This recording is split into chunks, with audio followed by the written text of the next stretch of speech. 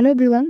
I hope आप सभी लोग अच्छे होंगे। आपकी स्टडी भी अच्छी चल रही होगी। स्वागत है आप सभी का आपके अपने YouTube channel new education Y पर। आज की क्लास में हम लोग मॉडर्न हिस्ट्री से रिलेटेड इंपॉर्टेंट क्वेश्चन की प्रैक्टिस करेंगे।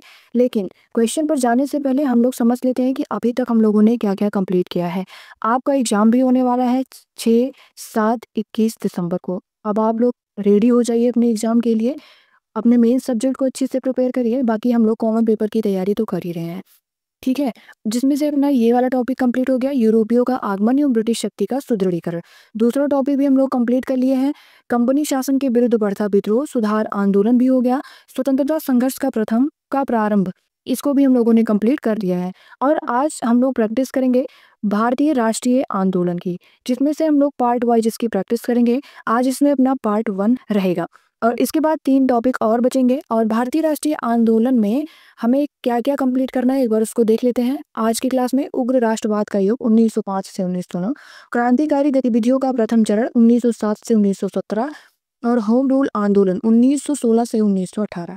ठीक है, इतना आज हम लोग कंप्लीट करेंगे। और मैंने आपको सोर्स भी बता दिया है कि ये जो टॉपिक दिए जा रहे हैं आपको कौन से सोर्स से कंप्लीट करना है। एक बार मैं आपको फिर से बता देती हूँ। इसके लिए आप लोग लूसेंट को ही पढ़िए, ठीक, क्योंकि आपका मेन पेपर जो है आप उसको अच्छे तरीके से तैयार कर ही रहे। और 30 नंबर के लिए आपको बहुत ज़्यादा सोर्सेस कलेक्ट करने की आवश्यकता नहीं है। अच्छे से आप लोग को जो भी टॉपिक दिया जा रहा है टॉपिक को कंप्लीट करिए। आप देख भी सकते हैं कि किस प्रकार से हम लोगों ने प्राचीन भारत से स्टार्ट किया था और आज आधुनिक भारत पर हम लोग पहुंच चुके हैं। धीरे धीरे करके पॉलिटी इकोनॉमी को भी हम लोग कंप्लीट कर लेंगे। चलिए चलते हैं अपने क्वेश्चन नंबर 1 पर। आप लोग भी अपने पेन और पेपर को लेकर रेडी हो जाइए और एक एक क्वेश्चन को अच्छे तरीके से सॉल्व करिए। आज का अपना टॉपिक क्या है? भारतीय राष्ट्रीय आंदोलन। और आप सभी को पता ही है कौन से एग्जाम के लिए इंपॉर्टेंट है। एलटी ग्रेड, जीआईसी प्रवक्ता और भी कई कॉम्पिटेटिव एग्जाम जहां पे आपकी जीएस आती है उन सभी एग्जाम के लिए इंपॉर्टेंट रहता है। क्वेश्चन नंबर 1 है 1905 में बंगाल विभाजन के परिणाम स्वरूप क्या हुआ? और ऑप्शन दिया गया है भाषा के आधार पर बंगाल का पुनर्गठन, पूर्वी बंगाल का मुस्लिम बहुल प्रांत निर्माण, बंगाली भाषियों की क्षेत्रीय एकता और दृढ़ीकरण की सुरक्षा, या फिर बंगाल से बिहार और उड़ीसा का पृथक्करण। आपको इसके लिए टाइमर दे दिया गया है। आप अच्छे से क्वेश्चन को सॉल्व करिए और फिर अपने ओएमआर में अपनी गोली को कर दीजिए। Time up. देखिए इस क्वेश्चन का राइट आंसर क्या है। क्वेश्चन क्या था अपना 1905 में बंगाल विभाजन के परिणाम स्वरूप क्या हुआ। इसका राइट आंसर है ऑप्शन नंबर बी, पूर्वी बंगाल का मुस्लिम बहुल प्रांत निर्माण हुआ। ठीक है, दूसरा क्वेश्चन है राष्ट्र को चतुर्मुखी कार्यक्रम जैसे राष्ट्रीय बहिष्कार, स्वदेशी, स्वराज एवं शिक्षा का संदेश किसने दिया? दादा भाई नौरोजी, महात्मा गांधी, अरविंद घोष या फिर बाल गंगाधर तिलक ने। आपको टाइमर दे दिया गया है। अब आप बताइए आपका राइट आंसर इसमें क्या होगा। Time up. इस क्वेश्चन का राइट आंसर है ऑप्शन नंबर बाल गंगाधर तिलक। इसका राइट आंसर है। ठीक है, और चलते हैं अपने क्वेश्चन नंबर 3 पर, जहां पर एक्सप्लेन करने की आवश्यकता होगी मैं वहां पर आपको बताऊंगी। तीसरा क्वेश्चन है भारतीय राष्ट्रीय कांग्रेस कहां पर उदारवादियों और उग्रवादियों को 2 भागों में विभाजित हो गई थी। ऑप्शन दिया गया, ऑप्शन को आप लोग रीड करिए और फिर राइट आंसर बताइए क्या होगा। टाइमर आपको दे दिया गया है, स्टार्ट।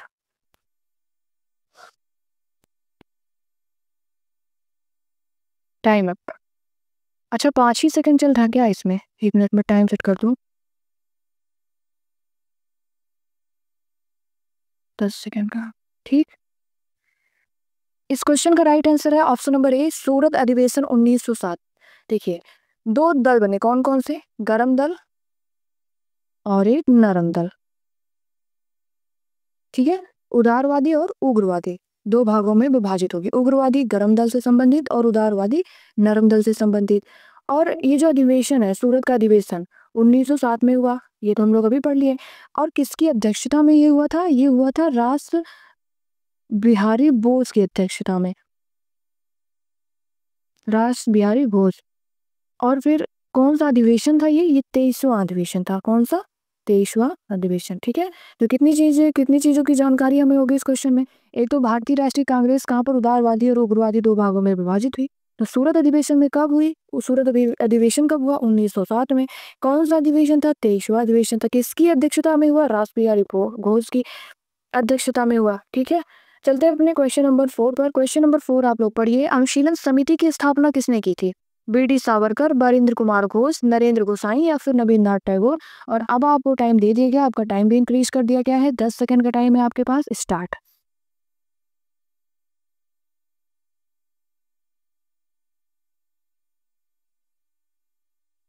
Time up. इस क्वेश्चन का राइट आंसर है option number B, Barindra Kumar Ghosh. ठीक है। क्वेश्चन नंबर 5, क्रांतिकारी गतिविधियों से संबंधित संगठनों का सही चयन कीजिए। अभिनव भारत, अनुशीलन समिति, new nationalist party, association. Option में क्यों लिखा है एसोसिएशन, तो एसोसिएशन इंडियन पैट्रियट एसोसिएशन होगा। ठीक है, इंडियन पैट्रियट एसोसिएशन। अब बताइए इसका राइट आंसर क्या होगा।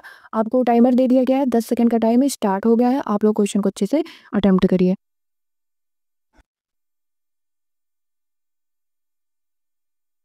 Time up. इस क्वेश्चन में पूछा गया था कि क्रांतिकारी गतिविधियों से संबंधित, तो क्रांतिकारी गतिविधियों से संबंधित नंबर 1 क्या है, अभिनव भारत, दूसरा है अनुशीलन समिति। और राइट आंसर हो जाएगा ऑप्शन नंबर 2, 1 और 2। अभिनव भारत की स्थापना कब हुई थी, 1904 ईस्वी में। कहाँ हुई थी, ये नासिक में हुई थी। और किसने किया था, वी.डी. सावरकर ने किया था। किसने, बी.डी. सावरकर ने किया। ठीक है। और बाकी अनुशीलन समिति, इसकी स्थापना होती, इसकी पुनर्गठन हुआ कब, 1907 में, और स्थापित तो 1902 में। ठीक, पुनर्गठन कब हुआ, 1907 में। किसने किया था, तो पी बी मित्रा और जतीन्द्र नाथ बनर्जी, भूपेंद्र नाथ दत्त और बारिंद्र कुमार घोष। ठीक है, अभी हम लोग इसको इसके पहले के क्वेश्चन में किए भी थे। अगला क्वेश्चन आपका, निम्नलिखित में से कौन से मुस्लिम नेता एनी बेसेंट द्वारा स्थापित होम रूल लीग में सम्मिलित हुआ था। और टाइमर आपको दे दिया गया है, अच्छे से आप लोग क्वेश्चन को अटेम्प्ट करिए। मोहम्मद इकबाल या फिर मोहम्मद अली जिन्ना या अबुल कलाम आजाद या फिर सैयद अहमद। इस क्वेश्चन का राइट आंसर क्या है, option number B, Mohammad Ali Jinnah. ठीक है। क्वेश्चन नंबर 7, प्रथम विश्व युद्ध के दौरान भारत में कौन सा आंदोलन सबसे लोकप्रिय हुआ। होम रूल आंदोलन, पृथकतावादी आंदोलन, स्वदेशी आंदोलन या फिर वंदे मातरम आंदोलन। टाइमर आपको दे दिया गया है, आप लोग क्वेश्चन को अटेम्प्ट करिए और बताइए कि इस क्वेश्चन का राइट आंसर क्या होगा।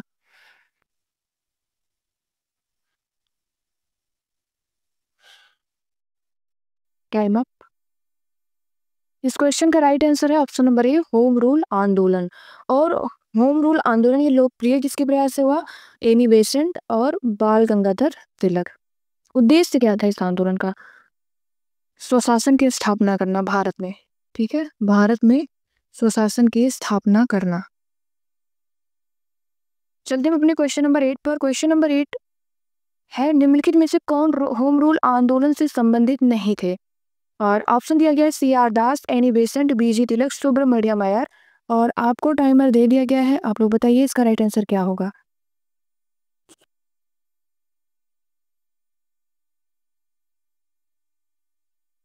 Time up. इस क्वेश्चन का राइट आंसर क्या हो जाएगा, ऑप्शन नंबर ए, सी.आर. दास। ये होम रूल आंदोलन से संबंधित नहीं थे और इन्होंने जो है किसकी स्थापना की थी, स्वराज पार्टी की, स्वराज पार्टी। क्वेश्चन नंबर 9, निम्नलिखित में से किसे भारतीय क्रांतिकारियों की जननी कहा जाता है। Annie Besant, Sarojini Naidu, madam Bhikaji Cama या फिर उषा मेहता। आप लोग बताइए इसका राइट आंसर क्या होगा। आपको टाइमर दे दिया गया है।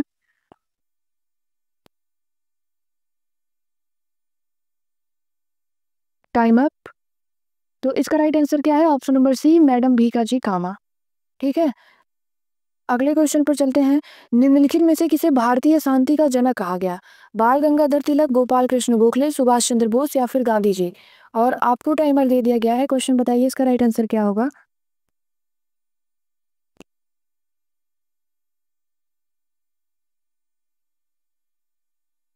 Time up. इस क्वेश्चन का राइट आंसर क्या है, ऑप्शन नंबर ए, बाल गंगाधर तिलक।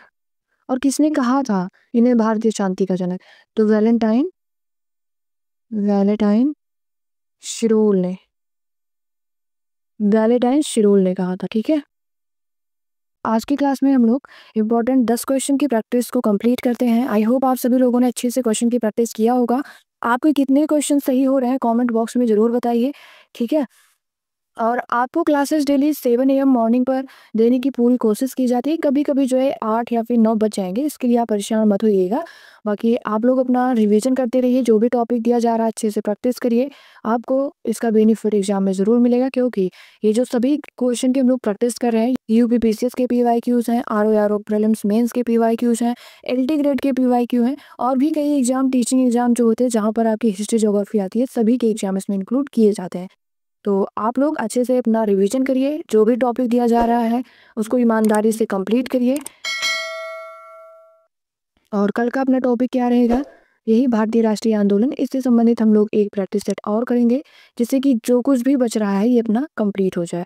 भारतीय राष्ट्रीय आंदोलन भी रहेगा और इसके बाद जो अगला टॉपिक था, अगला टॉपिक क्या था अपना, इसको एक बार हम लोग देख लेते हैं। आज हम लोगों ने इसकी तो प्रैक्टिस कर ही लिया। अगला अपना रहेगा उपनिवेशवाद एवं राष्ट्रवाद के युग का शुभारंभ 1919 से 1939, जिसमें हम लोग कंप्लीट करेंगे गांधी जी का अभ्युदय, खिलाफत एवं असहयोग आंदोलन 1919 से 1922 और स्टाइमन कमीशन का विरोध 1927 से 1928 और सविनय अवज्ञा आंदोलन एवं गोलमेज सम्मेलन। तो 5 से 6 क्वेश्चन आपको उससे मिल जाएंगे, जो मैंने पहले आपको टॉपिक बताया भारतीय राष्ट्रीय आंदोलन, मतलब कि यहाँ से। और फिर इसके बाद बाकी के क्वेश्चन आपको इस टॉपिक से मिलेंगे। तो चलिए अपने क्लास को हम लोग कंप्लीट करते हैं। और हाँ, चैनल को आप लोग सब्सक्राइब भी करिए और वीडियो अच्छी लगी हो तो इसे लाइक किया करिए और अन्य लोगों तक भी पहुंचाइए, जो भी एग्ज़ाम की तैयारी कर रहे हैं, जिनको प्रैक्टिस करना है। और सही बात इसमें सबसे बढ़िया बात क्या है अपनी, कि आपको टॉपिक डेली एक टॉपिक दिया जाता है, आप डेली टॉपिक को कंप्लीट कर ले रहे हैं, ठीक है। तो आप अपना टॉपिक कंप्लीट करते रहिए और एग्ज़ाम तक आपका जो है जीएस वाला कंप्लीट हो जाएगा सब कुछ। मिलते हैं नेक्स्ट वीडियो में नए प्रैक्टिस सेट के साथ। Thank you so much. जय हिंद।